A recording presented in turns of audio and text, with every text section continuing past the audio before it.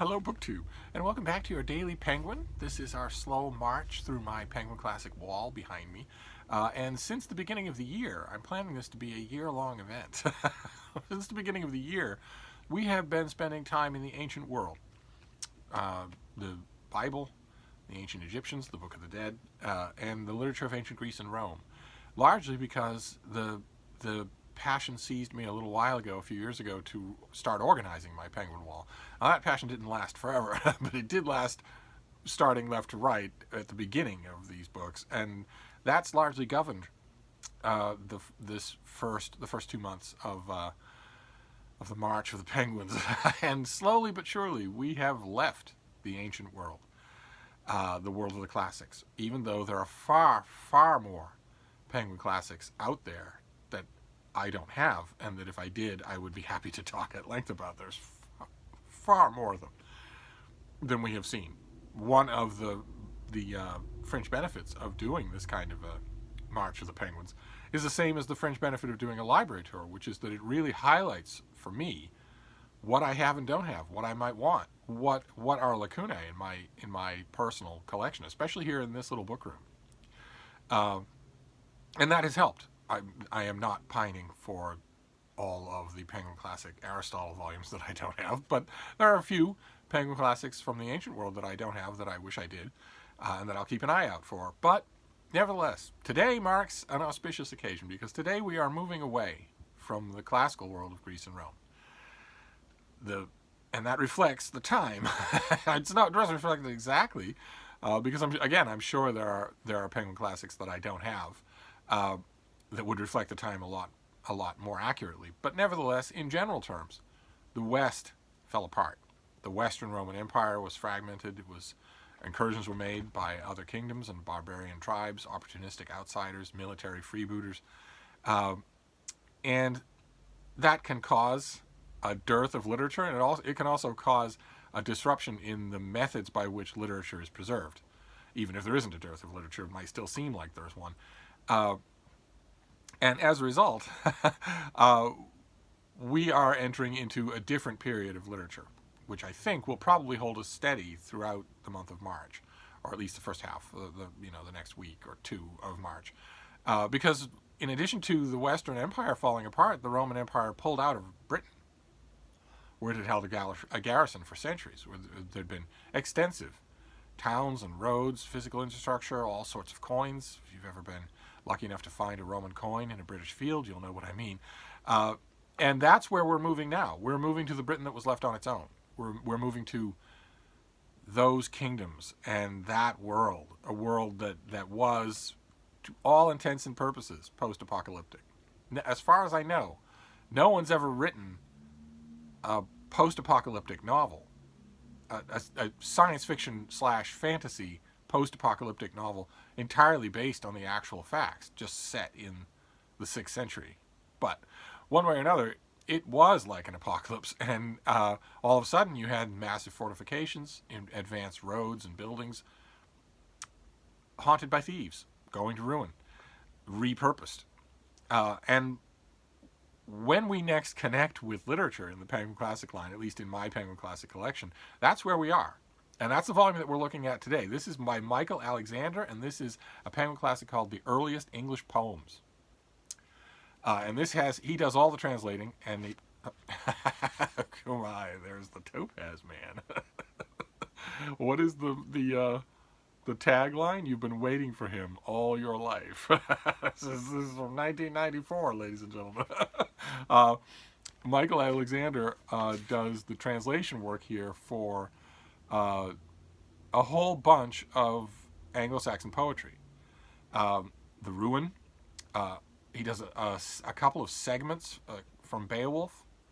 The Wanderer, the Seafarer. A whole bunch of riddles that most famously, they would be, aside from Beowulf, they would be the most famous things in here because they were lightly adapted by Tolkien for the famous riddle duel between Gollum and Bilbo Baggins in The Hobbit. But also The Dream of the Rood, The Battle of Malden, lots and lots of notes, lots of smaller fragments from other things.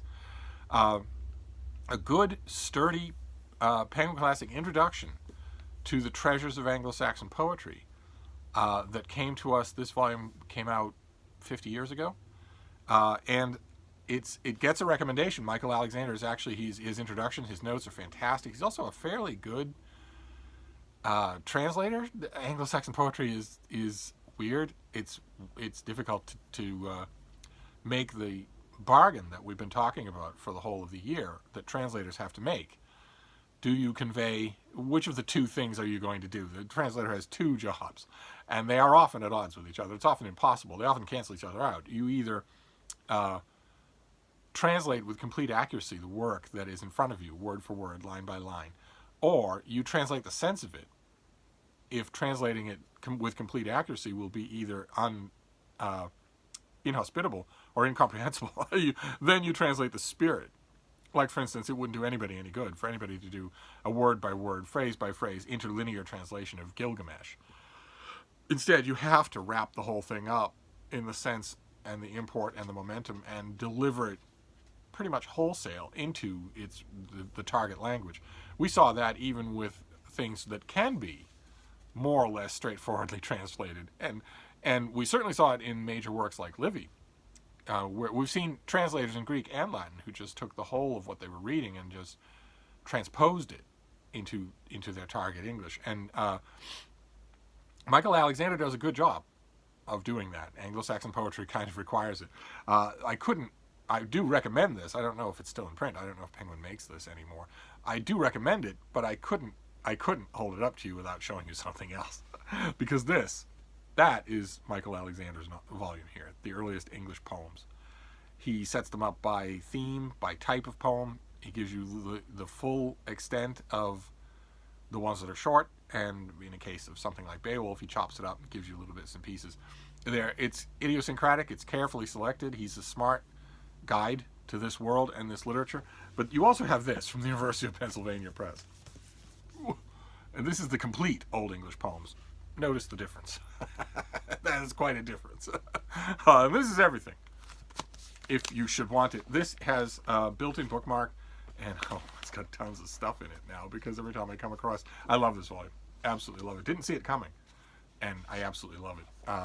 And it has the whole of Beowulf. It has the whole of everything that we have from the Anglo-Saxon world. And every time I encounter a review, not just of this book, but of anything related to Anglo-Saxon literature, I stuff it all in here. That's my new filing system for book reviews and book essays that I find in magazines and then clip out of them. I don't put them in a file anymore or in a box. Instead, I put them in the book where I'm going to want them anyway, so that I'm not pulling down the book and saying, well, I remember reading an essay about this. I wonder where it is. No. Instead, I know exactly where to find anything on Samuel Pepys, anything on Charles Lamb. I know where it will be. But if you're not willing to shell out, what was this thing? It's some obscene amount of money. What was this thing? Do I even want to know?